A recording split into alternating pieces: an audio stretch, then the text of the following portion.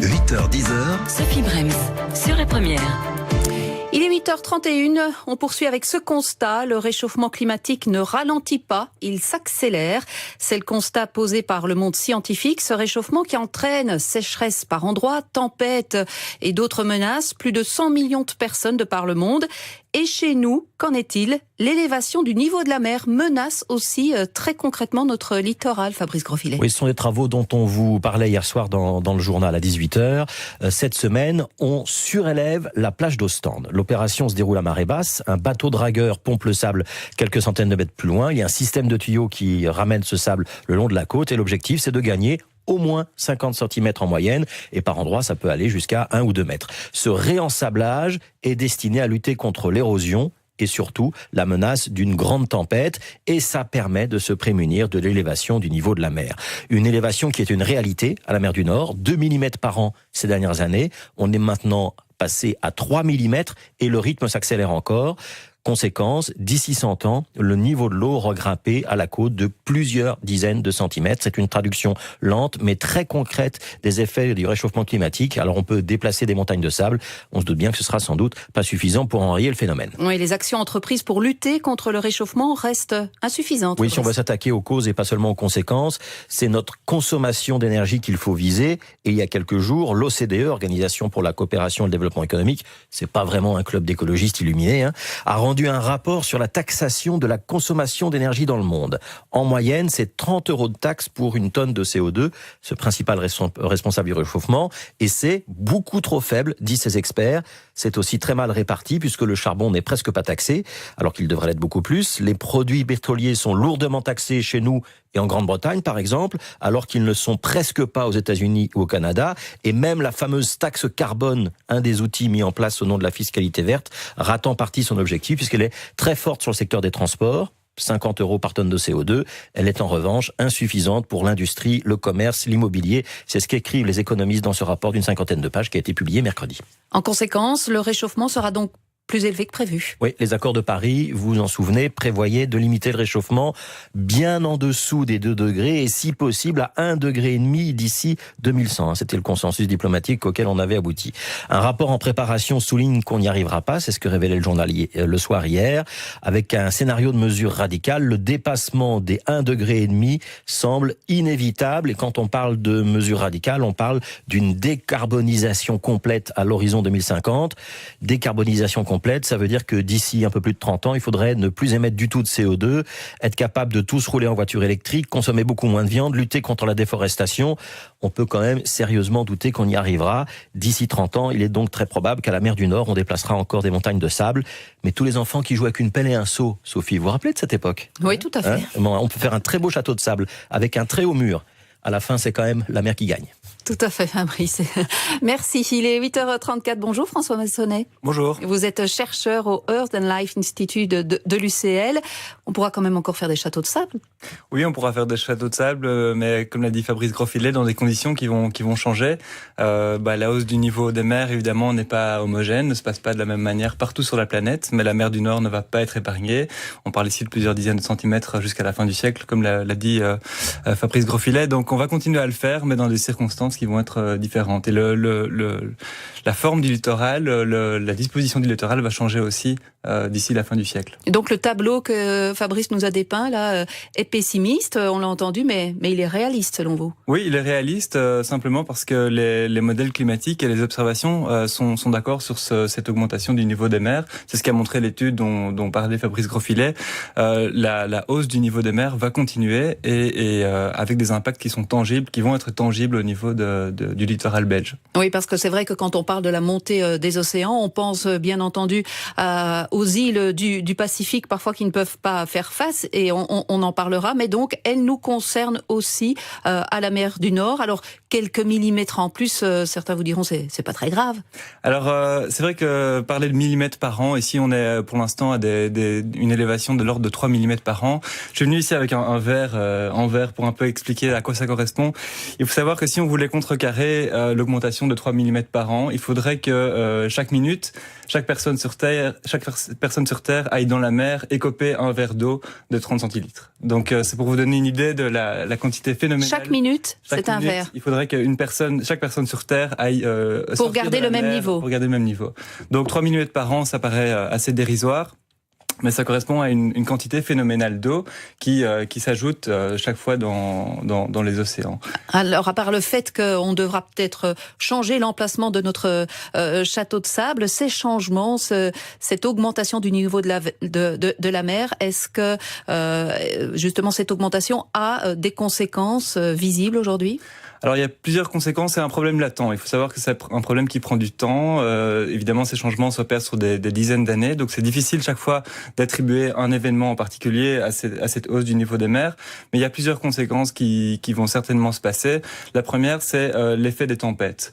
Évidemment, la hausse du niveau des mers, c'est un facteur structurel, mais à côté de ça, s'ajoutent des facteurs conjoncturels comme le passage d'une tempête, comme le fait que les vents soufflent vers l'intérieur des côtes. Et donc, si au moment où le niveau des mers est un peu plus haut, en plus de ça, il y a une marée qui a un fort coefficient qui fait que le niveau des mers remonte encore davantage, eh bien, une tempête peut projeter davantage d'eau à l'intérieur des terres. Donc, le problème en soi n'est jamais la hausse du niveau des mers, c'est juste un facteur aggravant, mais c'est quand il est conjugué à d'autres facteurs que ça peut avoir un impact sur ce qui se passe à l'intérieur des terres. Un autre problème qui est clairement documenté, qui se passe pas seulement en Belgique, mais dans le monde partout, c'est l'intrusion d'eau salée dans les nappes aquifères. Une grande partie de la population qui vit sur le littoral s'hydrate au moyen d'eau potable qui est localisée dans les aquifères. Si l'eau de mer commence à interférer avec ces eaux-là, ça la rend plus du tout potable, et donc ça met en péril la potabilité de l'eau dans ces régions-là. On peut encore citer l'exemple de l'agriculture. Évidemment, cultiver des légumes avec de l'eau salée, avec de l'eau salée, ça se fait pas. Et on sait que ce n'est pas en mettant des barricades sur tout le pourtour de la côte du monde entier qu'on va arriver à empêcher l'eau de pénétrer dans les cultures. Donc les exemples comme ça, il y en a un paquet. Il y a aussi, par exemple, au niveau de la faune et de la flore, donc à la mer du Nord, on voit plus beaucoup d'étoiles de mer. Par contre, on voit beaucoup de méduses. Voilà. Alors, il y a plusieurs facteurs qui jouent ensemble. Donc, il y a évidemment la hausse du niveau des mers qui va faciliter l'érosion, qui va changer la sédimentation, qui va pouvoir aller perturber les habitats où se reproduisent des espèces, comme des oiseaux, par exemple. Par ailleurs, l'eau elle-même augmente en température. On sait que les espèces n'aiment pas du tout les changements de température, n'aime pas non plus les changements d'acidité.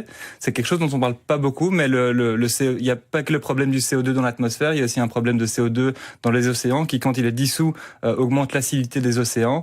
Et tous les organismes qui sont munis de coquilles, par exemple, vont être très très susceptibles et très vulnérables à ces augmentations, comme les moules, tous les organismes avec des coquilles en général vont être fortement impactés par cette acidification. Oui, parce qu'il faut dire en fait que l'océan capte notre CO2, mais là, il ne sait plus le faire. Il y en a trop, si on peut dire, et donc il y a l'eau qui change sa composition, alors qu'il devient. Voilà, c'est ça. Donc, quand on émet du CO2 dans l'atmosphère, il y a une partie qui reste dans l'atmosphère, il y a une partie qui va dans la végétation, qui est réabsorbée par la végétation, par le cycle qu'on connaît bien, et il y a une partie qui va dans les océans.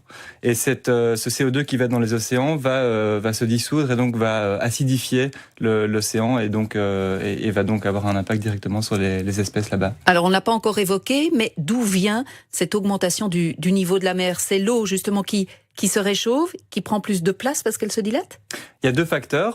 Ça, c'est le premier facteur. Donc, c'est ce qu'on appelle l'expansion thermique. En effet, si vous chauffez, vous pouvez faire l'expérience chez vous, hein, si vous chauffez 10 centilitres d'eau dans une poêle et que vous la reversez dans la bouteille dans laquelle était contenue cette eau froide, vous n'arriverez pas à tout remettre.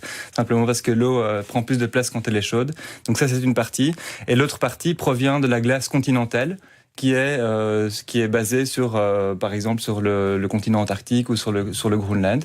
Donc cette glace qui est sur la Terre et qui progressivement se déverse dans les océans, de la même manière que si je verse un glaçon dans un verre d'eau, elle va faire monter le niveau des mers. Donc il y a une partie qui est purement liée à l'expansion thermique de l'eau et l'autre partie qui est liée au déversement de glace et de glaciers aussi dans l'océan. Alors, Fabrice le disait, nous, on s'est encore contré cette augmentation. On a dit qu'on avait certaines techniques, on remettait du sable sur les plages, on a les moyens financiers, on a les techniques, mais ce qui pose aussi problème, c'est que justement, dans d'autres pays qui sont en bord de mer, eh bien, c'est pas possible à faire.